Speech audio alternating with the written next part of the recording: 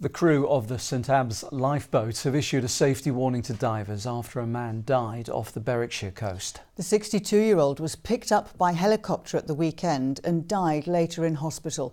Jennifer Cordingley has been talking to some of the volunteer lifeguards who were called out. Well, St Abbs independent lifeboats got a call around 10:30 a.m. by the Coastguard.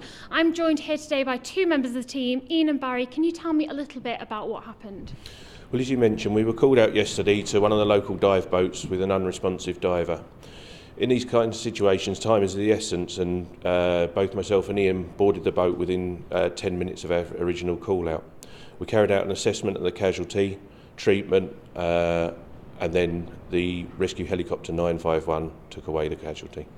I see, and is these kind of situations, are they quite common? Do they happen quite a lot this time of year? Does the cold weather sort of make things harder for divers? Fortunately, it isn't very common. The cold weather isn't really a factor as long as you're properly equipped, you know your limitations, and you dive within your certified levels. And obviously what are the conditions allowed. So as long as everyone applies what they know, it should be perfectly safe. So what advice would you give to people who are thinking of going out diving? Well, as Ian mentioned there, remember your training, make sure you have the proper equipment and exposure protection, and if you do find yourself in any kind of situation, try not to panic. Very, very easy to say and hard to carry out, but it's panic that's the killer, so try and remain calm. Well, thank you very much. So that's the advice from here. Remember your training, stay calm, and above all, don't panic.